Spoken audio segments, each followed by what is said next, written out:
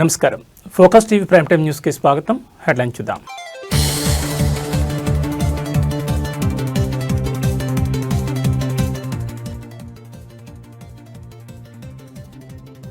Urea కొరతపై మండలిలో రచ్చ. సమావేశాలను బహిష్కరించిన బీఆర్ఎస్ ఎమ్మెల్యేలు.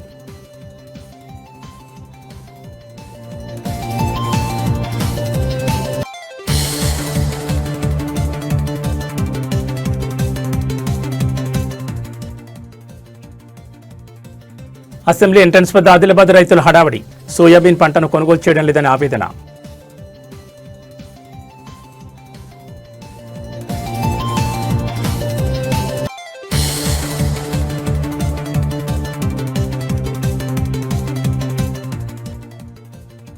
కొండగట్టు ఆంజనేయ స్వామిని దర్శించుకున్న పవన్ కళ్యాణ్. ధర్మశాల దీక్ష విరమణ మండపానికి భూమి పూజ.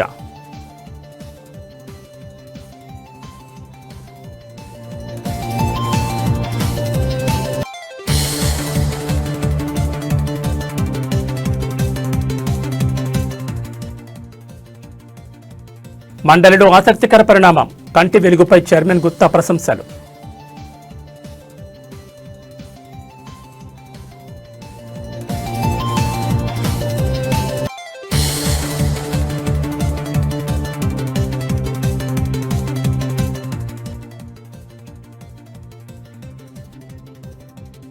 వెనిజులాలో భారీ పేలుళ్లు. అగ్రరాజ్యంపైనే కరాకస్ అధికారుల అనుమానాలు.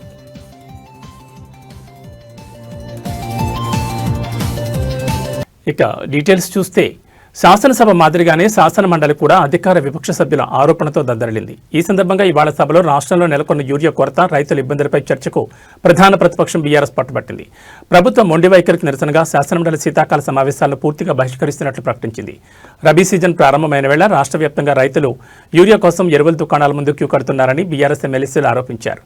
ప్రభుత్వం ప్రవేశపెట్టిన యూరియా యాప్ వల్ల క్షేత్రస్థాయిలో రైతులకు ఇబ్బందులు ఎదురవుతున్నాయని, వెంటనే దీనిపై చర్చ జరపాలని డిమాండ్ చేశారు. అదేవిధంగా శాసనసభతో పాటు శాసనమండలిలో ప్రతిపక్ష సభ్యులు మాట్లాడేటప్పుడు మైకులు కట్ చేస్తున్నారని, ప్రజా సమస్యలను వినిపించే అవకాశం ఇవ్వడం లేదని బీఆర్ఎస్ సభ్యులు చైర్మన్ గుత్తా సుఖేందర్ రెడ్డికి విన్నవించారు. పోచంపల్లి శ్రీనివాసరెడ్డి గారు యూరియా కొరతతో తెలంగాణ రైతులు పడుతున్న ఇబ్బందులు మరియు ఎరువుల విషయంలో కేంద్ర రాష్ట్ర ప్రభుత్వాల విధానాలతో రైతులకు కలుగుతున్న నష్టాలపై వెంటనే సభలో చర్చ చేపట్టాలని కోరుతూ ఇచ్చిన వాయిదా తీర్మానాన్ని తిరస్కరించడమైనది. అసెంబ్లీ ఎంట్రన్స్ వద్ద ఆదిలాబాద్ రైతులు హడావుడి చేశారు. అసెంబ్లీ లోపలికి వెళ్లే ప్రయత్నం చేయగా పోలీసులు అడ్డుకున్నారు. అధిక వర్షపాతం కారణంగా సోయాబీన్ పంటకు నష్టం వాటిల్లింది. రంగు మారిందని, సోయాబీన్ పంటను కొనుగోలు చేయడం లేదని రైతులు ఆవేదన వ్యక్తం చేశారు. పార్టీలకు అతీతంగా రైతులు మంత్రిని కలవడానికి వచ్చామని పేర్కొన్నారు. కేవలం 5 రైతులను మాత్రమే అనుమతిస్తామని పోలీసులు తేల్చి చెప్పారు. అయితే 2,80,000 క్వింటాలకు పైగా సోయాబీన్ పంటను కొనుగోలు చేయాల్సింది. రైతుల దగ్గర నిలవ ఉన్న పంటను రాష్ట్ర ప్రభుత్వం లేదా కేంద్ర ప్రభుత్వం కొనుగోలు చేయాలని డిమాండ్ చేశారు. 24,000 మంది రైతులు 72 ఎకరాల్లో సోయాబీన్ సాగు చేశారు. 4,32,000 క్వింటాల్ దిగుబడి వస్తుందని అంచనా, కానీ అంతకంటే ఎక్కువనే వచ్చింది. 6,280 మంది రైతుల వద్ద 1,64,000 క్వింటాల్ పంట ప్రభుత్వం కొనుగోలు చేసింది. వచ్చిన రైతులందరినీ పంపిస్తేనే లోపలికి వెళ్తామని రైతులు తెలిపారు. పోలీసులు అనుమతించకపోవడంతో అక్కడి నుంచి వెనుదిరిగారు.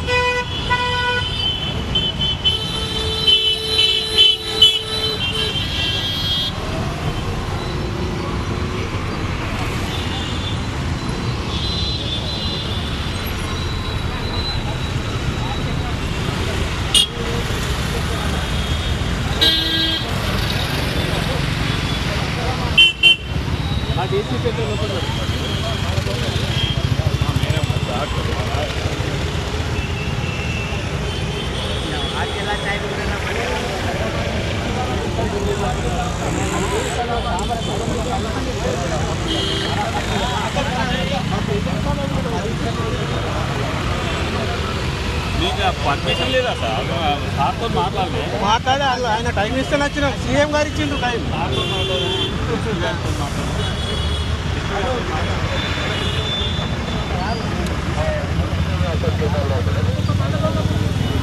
AP deputy CM Pawan Kalyan ఈ రోజు జగిత్యాల జిల్లాలోని ప్రఖ్యాత ఆధ్యాత్మిక క్షేత్రం కొండగట్టు ఆంజనేయ స్వామివారి ఆలయం దర్శించుకున్నారు. ఈ పర్యటనలో ఆయన ఆలయంలో ప్రత్యేక పూజల్లో పాల్గొన్నారు. ఆలయ అర్చకులు ఆయనకు వేద మంత్రోచ్చారణలతో స్వాగతం పలికారు. ఈ సందర్భంగా ధర్మశాల దీక్షా విరమణ మండపానికి పవన్ భూమి పూజ నిర్వహించారు. ఈ నిర్మాణానికి మొత్తం 35.19 కోట్ల వ్యయమవుతుంది. ఈ మొత్తాన్ని టీటీడీ భరిస్తోంది.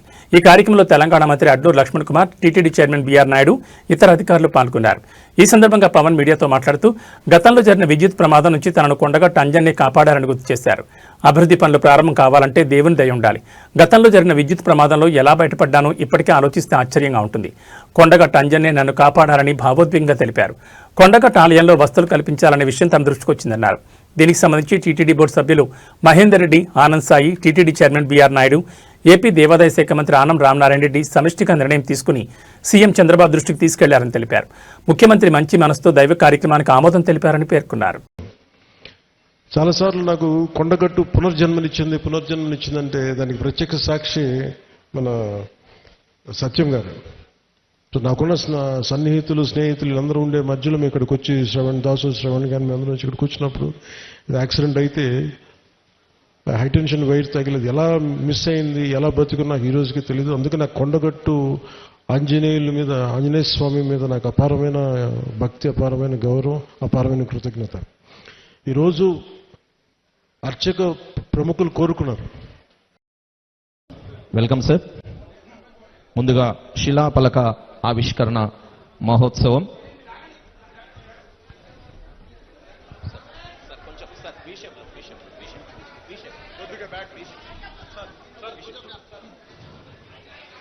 శ్రీ కొణిదెల పవన్ కళ్యాణ్ గారు భావిస్తున్నారు.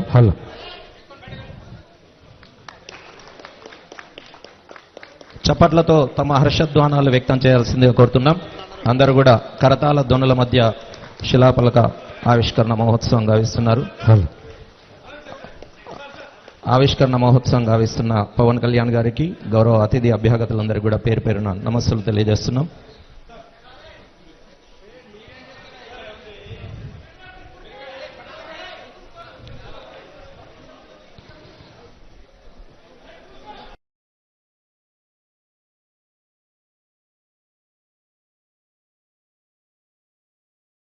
స్థానిక సంస్థల ఎన్నికల్లో పోటీ చేసే అభ్యర్థులకు 3 పిల్లల నిబంధన ఎత్తివేస్తూ రాష్ట్ర ప్రభుత్వం తీసుకున్న నిర్ణయాన్ని కామారెడ్డి ఎమ్మెల్యే కేవీ వెంకటరమణారెడ్డి తీవ్రంగా వ్యతిరేకించారు.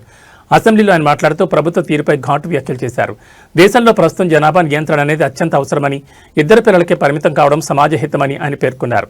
కేవలం రాజకీయ అవసరాల కోసం, ఓట్ల వేట కోసం 2 కంటే ఎక్కువ మంది పిల్లలున్న వారు కూడా పోటీ చేయొచ్చనే వెసులుబాటు కల్పించడం సరైన పరిణామం కాదని ఆయన మండిపడ్డారు. ప్రతిపక్షం అంటే ఎలా ఉండాలో బీజేపీని చూసి నేర్చుకోనంటూ ప్రభుత్వ నిర్ణయాల్లోని లోపాలను ఎత్తి చూపారు. నేను అనేది ఏంటంటే, ఏదైనా సరే భారతదేశంలో జనాభా పెరిగిపోతున్న సందర్భంలో ప్రతి ఒక్కరూ తనకు తానుగా సింగిల్ కిడ్కే పరిమితమైన సందర్భంలో సాఫ్ట్వేర్ ఇంజనీర్లు కానీ నెలకు లక్షల జీతాలు ఉన్నోళ్ళు కూడా ఒక్క పిల్లవాడితోనే సంతృప్తి చెంది ఖర్చులు భరించలేము, ఒక్కరిని పెంచలేము అనే పరిస్థితిలో ఇంకొకరిని కనద్దు అనుకొని ఒక్కరికే పరిమితమైన సందర్భాలు యంగ్ జనరేషన్ చాలా మంది ఉన్నారు. అటువంటిది వేలల్లో సంపాదన ఉన్నటువంటి గ్రామీణ ప్రాంతాల్లో 2 కాదు, 3 కాదు, 4 ఉన్నా పర్వాలేదు, వనరులు ఉన్నాయి, ఆర్థిక సామర్థ్యం ఉంది, అందరికీ పోషించగలే శక్తి ఉంది గ్రామీణ ప్రాంతంలో. కాబట్టి వారందరూ కూడా అన్లిమిటెడ్గా పిల్లల్ని కనొచ్చు అనేది దీని సారాంశం. రాజకీయ వెసులుబాటు కోసం సీఎం రేవంత్ రెడ్డికి ప్రజల మనోభావాలు పట్టడం లేదని శాసనసభ విప్ కేపీ వివేకానంద గౌడ్ విమర్శించారు. అనుభవ రాహిత్యంతో రేవంత్ రెడ్డి పనిచేస్తున్నారని అన్నారు. హైదరాబాద్లోని తెలంగాణ భవన్లో తలసాని శ్రీనివాస్ యాదవ్తో కలిసి కేపీ వివేకానంద మీడియాతో మాట్లాడుతూ పిచ్చోడి చేతిలో రాయిలాగా రాష్ట్రం పరిస్థితి అయిపోయిందని విమర్శించారు.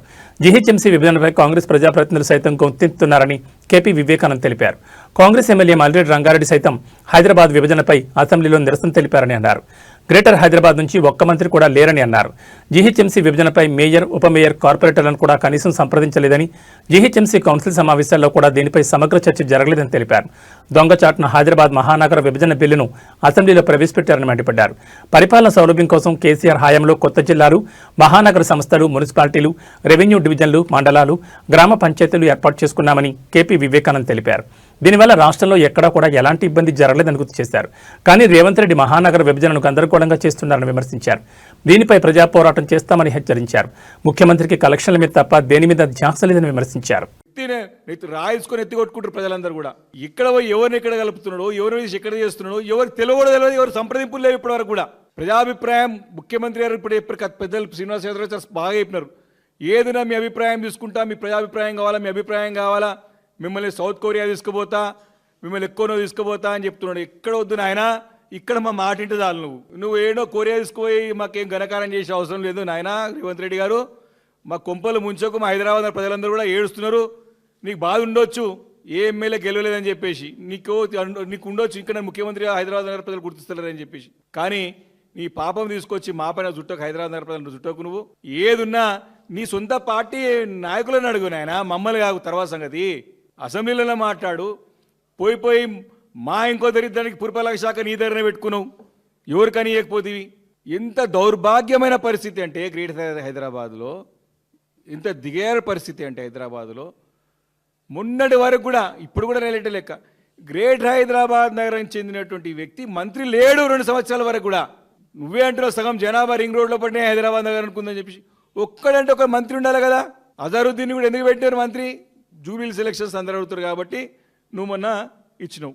మీ మేయర్ని, డిప్యూటీ మేయర్ని పిలుచుకొని మాట్లాడాలి కదా రేవంత్ రెడ్డి గారు. మీరు నెత్తి కొట్టుకుంటారు అడుగుతుంటే, నీతో ముంగడు అంటలేరు, మాతో వచ్చి నెత్తి కొట్టుకుంటారు. ఏం చేయాలన్నా, ఏం చేయాలి? ఊక జూబిలీస్ ప్యాలెస్లో కూర్చుంటున్నాడు, కలవడు పాడలేదు. 11 లోపల లెక్కలు, 11 తర్వాత అని.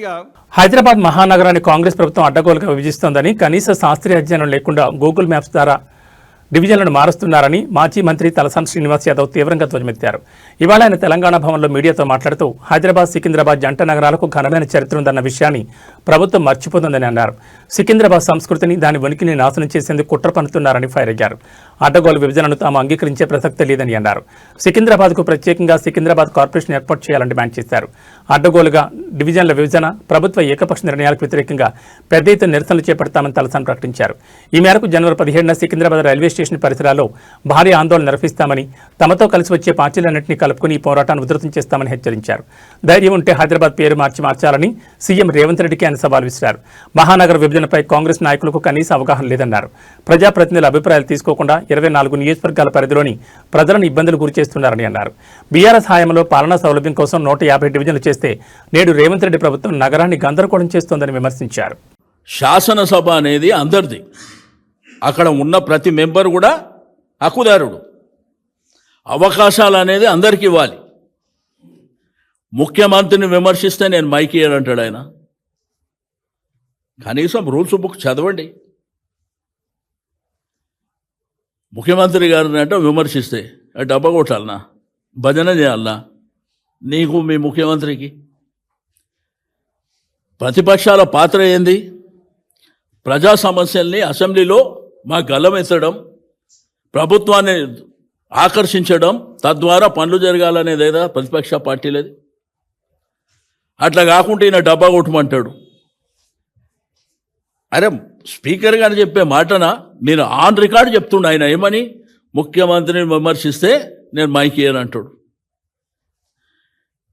నీకు కూడా, స్పీకర్ గారికి కూడా కొన్ని రూల్స్ రెగ్యులేషన్స్ ఉంటాయి దాంట్లో. కాబట్టి మాకు మైక్ ఇచ్చే అవకాశం లేదు. మాకు మైక్ ఇచ్చినా ఆయనే మాట్లాడుతుండు మధ్యలో. కాబట్టి రెండోది చీఫ్ విప్పులు వాళ్ళ బాధ్యత ఏందండి? ప్రభుత్వానికి ప్రతిపక్షాలను సమన్వయం చేయడం వాళ్ళ బాధ్యత. తెలంగాణ అసెంబ్లీ సమావేశాలు 3వ రోజు కొనసాగుతున్నాయి. ఈ సందర్భంగా అసెంబ్లీలో రెవెన్యూ శాఖ మంత్రి పొంగులేటి శ్రీనివాసరెడ్డి మాట్లాడుతూ రాష్ట్రంలో పేదలందరికీ ఇందిరమ్మ ఇళ్లు పంపిణీ చేస్తున్నామని తెలిపారు. గిరిజన ప్రాంతాల్లో 12,500 ఇందిరమ్మ ఇళ్లను మంజూరు చేశాం. చెంచులందరికీ మొదటి విడతలోని ఇందిరమ్మ ఇళ్లు ఇచ్చాం. ఆగిపోయిన డబుల్ బెడ్రూమ్ ఇళ్లకు నిధులిస్తున్నామని మంత్రి పొంగులేటి పేర్కొన్నారు. అలాగే సింగరేణి ప్రాంతాల్లో పట్టాల పంపిణీపై కూడా త్వరలో కేబినెట్ సమావేశంలో చర్చిస్తామని మంత్రి శ్రీనివాసరెడ్డి తెలిపారు. అయితే గత ప్రభుత్వం పింక్ కలర్ షర్ట్ ఉంటేనే ఇళ్లు ఇచ్చింది. గత సర్కార్ కమిషన్ల కోణంలోనే ఇళ్లను పంపిణీ చేసిందని పొంగులేటి సంచలన ఆరోపణ చేశారు. మరో 3 విడతల్లో ఇందిరమ్మ ఇళ్లు ఇస్తామని హామీ ఇచ్చారు. అర్బన్ కి సంబంధించిన ఒక పాలసీని జిహెచ్ఎంసీ పరిధిలో ఏదైతే నిన్ననే కొత్తగా కార్పొరేషన్ ఏర్పాటు చేసుకోవడం జరిగింది. ఈ పరిధితో పాటు మిర్యాలగూడ, నిజామాబాద్, ఖమ్మం, వరంగల్ ఇలా పెద్ద టౌన్లలో పేదవాళ్ళు ఎవరైతే నివసిస్తున్నారో ఈ నివసించే వారికి ఇళ్ల స్థలం లేని వారికి దగ్గరలో ఉన్న ప్రభుత్వ స్థలాలలో గతంలో చెప్పిన విధంగా 3 ఫ్లోర్స్ వరకు పర్మిషన్ ఇస్తూ అక్కడ కూడా ప్రభుత్వ స్థలాలలో తప్పకుండా ఈ ప్రభుత్వం అక్కడ కూడా పేదవాళ్ళని విస్మరించదు. ఇది పేదవాడి ప్రభుత్వం. వాళ్ళకు కూడా ఇందిరమ్మ ఇళ్లు, వారి ఆత్మ గౌరవానికి చిహ్నంగా ఉన్న ఇల్లు ఈ ప్రభుత్వం ఇస్తుందని కూడా తమరి ద్వారా గౌరవ సభ్యులకి రాష్ట్ర ప్రజలకు కూడా తెలియజేస్తున్నాను. అధ్యక్ష, తెలంగాణ అసెంబ్లీ సమావేశాల్లో భాగంగా డబుల్ బెడ్రూమ్ ఇళ్ల నిర్మాణంపై ఆసక్తికర చర్చ జరిగింది. సభాపతి స్థానంలో ఉన్న స్పీకర్ గడ్డం ప్రసాద్ కుమార్ తన నియోజకవర్గంలోని ప్రజా సమస్యను ప్రస్తావిస్తూ గృహ నిర్మాణ శాఖ మంత్రి పొంగులేటి శ్రీనివాసరెడ్డికి కీలక సూచనలు చేశారు. తమ నియోజకవర్గంలో కూడా డబుల్ బెడ్రూమ్ ఇళ్ల సమస్య తీవ్రంగా ఉందని స్పీకర్ పేర్కొన్నారు. గత ప్రభుత్వ హయాంలో దాదాపు 90% పనులు పూర్తయిన ఇళ్లు అలాగే ఉన్నాయని, మిగిలిన స్వల్ప పనుల కారణంగా అవి లబ్ధిదారులకు అందడం లేదని ఆయన సభ దృష్టికి తెచ్చారు. కేవలం ఫినిషింగ్ పనులు మాత్రమే పెండింగ్లో ఉన్న ఇళ్లను గుర్తించి యుద్ధ ప్రాతిపదికన నిధులు విడుదల చేసి వాటిని పూర్తి చేయాలని మంత్రి పొంగులేటిని స్పీకర్ కోరారు. ఇళ్లు పూర్తి కావాలని, నిరుపేదలు ఎంతో ఆశతో ఎదురుచూస్తున్నారని, వాటిని త్వరగా లబ్ధిదారులకు అప్పగించేలా చర్యలు తీసుకోవాలని ఆయన సూచించారు.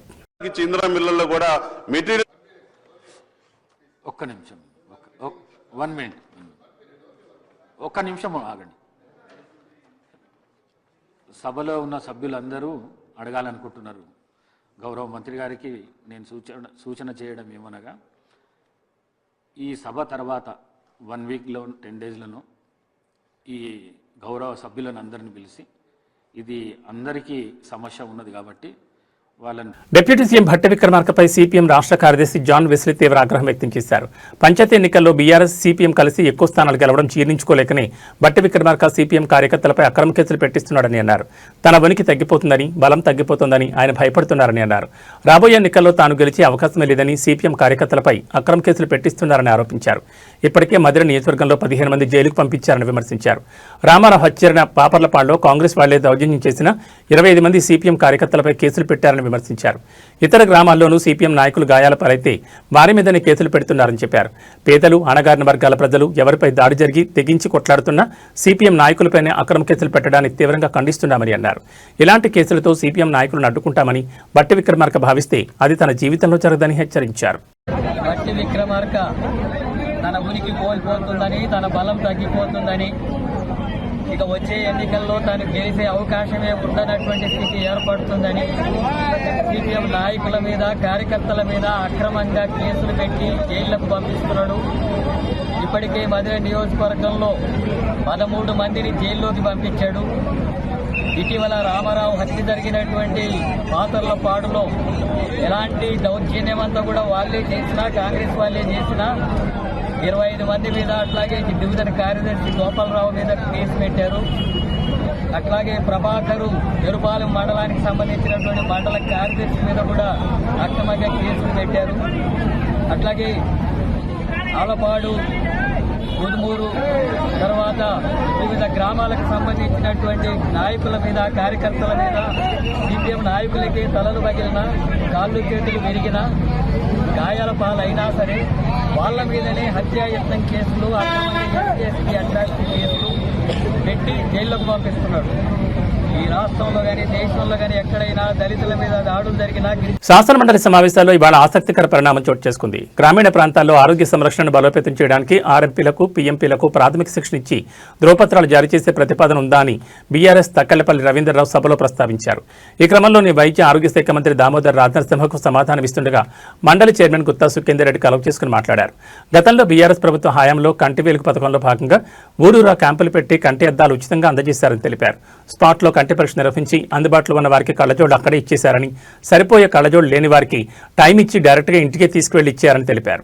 ఎవరికైతే కంటి ఆపరేషన్లు అవసరమో వారికి మాత్రం సీరియల్ ప్రకారం కొన్ని కంటి ఆసుపత్రులకు లింక్ చేసి చూపొచ్చేలా చేశారని మండల్ చైర్మన్ గుత్తా సుఖేందర్ రెడ్డి గుర్తు చేశారు. అయితే తాజాగా ఆయన చేసిన వ్యాఖ్యలు సభలో కాంగ్రెస్ సభ్యులకు కాస్త ఇబ్బంది కలిగించాయని తెలుస్తోంది. అయితే గతంలో కంటి వెలుగు ప్రోగ్రాంలో క్యాంప్తో పాటు కంటి అద్దాలు ఉచితంగా ఇచ్చినారు. కొన్ని అద్దాలు అప్పట్లో వాళ్ళ దగ్గర అందుబాటు లేని తర్వాత వాళ్ళకి ఇంటికి డెలివరీ చేసినారు. ఆపరేషన్స్కి వచ్చే వరకు ఏం చేసినారంటే సీరియల్గా అక్కడ ఏ క్యాంపులో కూడా ఆపరేషన్ చేయొద్దు అనేటువంటి నిర్ణయం ఉంది. ఎందుకంటే ఓసారి ఇన్ఫెక్షన్స్ వస్తున్నాయి, చాలా ఇబ్బంది పడుతున్నారు.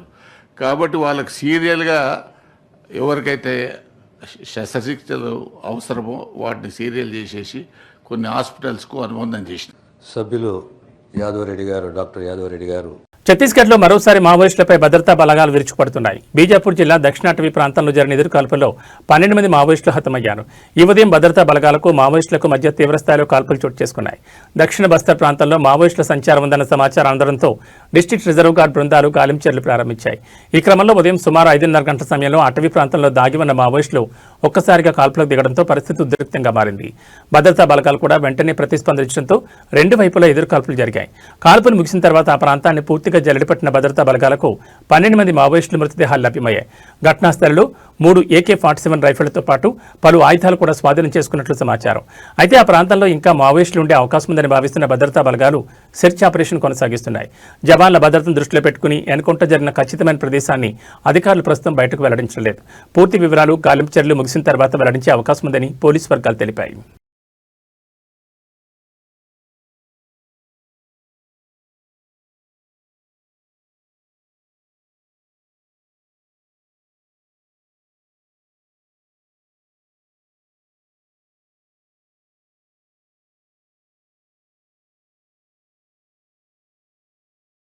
తెలంగాణ రాష్ట్ర వ్యాప్తంగా ఉష్ణోగ్రతలు సింగిల్ డిజిట్కి పడిపోతున్నాయి. పొగమంచు కారణంగా జాతీయ రహదారులపై భారీగా ట్రాఫిక్ జామ్ అవుతోంది. తాజాగా శంషాబాద్ అంతర్జాతీయ విమానాశ్రయం దట్టమైన పొగమంచులో కూరుకుపోయింది. ఈ క్రమంలోనే ఎయిర్పోర్ట్లో DGCA ఆక్సిజన్ హెచ్చరికలు జారీ చేసింది. ఫిబ్రవరి 10 వరకు ఈ హెచ్చరికలు అమల్లో ఉంటాయని అధికారులు పేర్కొన్నారు. మరోవైపు దట్టమైన పొగమంచు కారణంగా మెజార్టీ విమానాల రాకపోకలకు తీవ్ర అంతరాయం కలుగుతోంది. ఇప్పటికే 18 జాతీయ అంతర్జాతీయ విమానాలను దారి మళ్లించారు.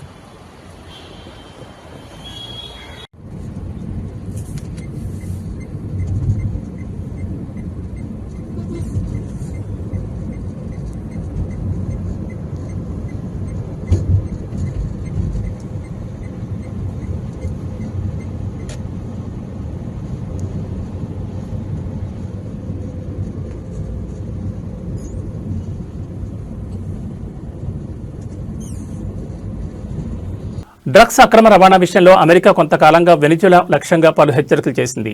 ఈ క్రమంలో ఆ దేశ రాజధాని కరాకస్లో భారీ పేలుళ్లు చోటు చేసుకున్నాయి. నిమిషాల వ్యవధిలో 7 ప్రాంతాల్లో పేలుళ్లు సంభవించాయి. విమానం తక్కువ ఎత్తులో ఎగురుతున్న శబ్దాలు వినిపించాయని స్థానికులు పేర్కొన్నట్లు ఆ దేశ మీడియా తెలిపింది. డ్రగ్స్ను తరలిస్తున్న బోట్స్, జలాంతర్గాములపై అమెరికా దాడులను ముమ్మరం చేసింది. ఈ పరిణామాల నడుమ తాజాగా వెనిజులాలో పేలుళ్లు చోటు చేసుకున్నాయి. శనివారం తెల్లవారుజామున పేలుడు శబ్దాలు వినిపించడంతో ప్రజలు వీధుల్లోకి పరుగులు తీశారు. అమెరికా సైన్యం విడుదల చేసిన వివరాల ప్రకారం మాదక ద్రవ్యాల అక్రమ రవాణాను అరికట్టేందుకు జరిపిన 30 కంటే ఎక్కువ దాడుల్లో 107 మంది మరణించినట్టు తెలిపింది. వెనిజువేలా అధ్యక్షుడు నికోలస్ మదురో మాత్రం మాదక ద్రవ్యాల కార్యకలాపాలతో తమకు ఎలాంటి సంబంధాలు లేవని వాపోయారు. తమ దేశంలో ఉన్న అతిపెద్ద చమురు నిల్వలు, అరుదైన భూమి, ఖనిజ సంపద కోసం ట్రంప్ తనను అధికారం నుంచి తొలగించేందుకు ప్రయత్నిస్తున్నారని ఆరోపించారు. కాగా ఇప్పటి వరకు వెనిజువేలా ప్రభుత్వం, అమెరికా ఈ పేలుళ్లపై స్పందించకపోవడం గమనార్హం.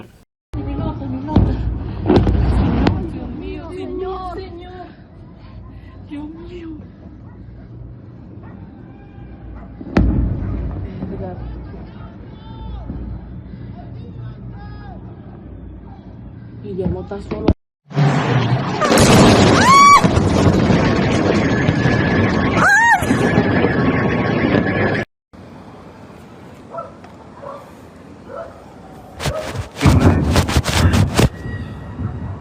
Hay un bombardeo. Ok, levanta la vaina, levanta la vaina.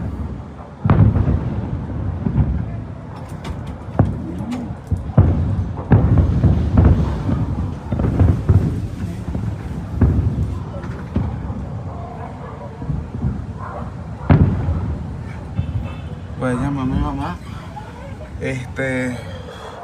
Vamos bien, Michi. Vamos bien.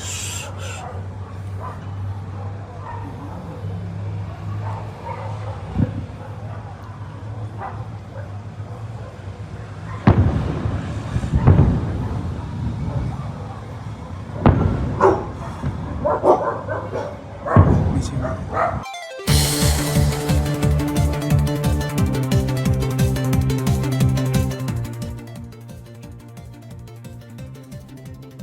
Urea కొరతపై మండలిలో రచ్చ, సమావేశాలను బహిష్కరించిన బీఆర్ఎస్ ఎమ్మెల్యేలు.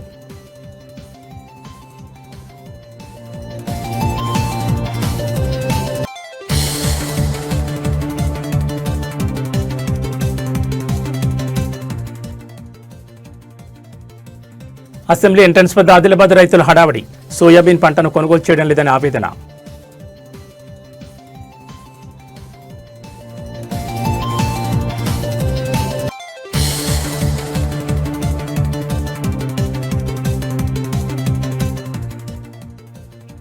కొండగట్టు ఆంజనేయ స్వామిని దర్శించుకున్న పవన్ కళ్యాణ్, ధర్మశాల దీక్ష విరమణ మండపానికి భూమి పూజ.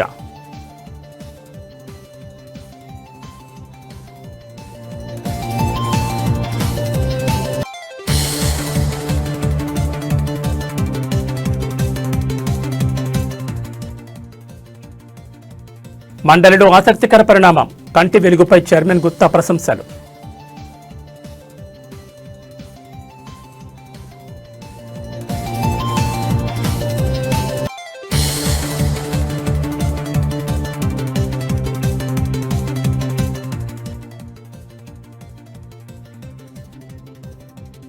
వెనిజులాలో భారీ పేలుళ్లు, అగ్రరాజ్యంపైనే కరాకస్ అధికారుల అనుమానాలు.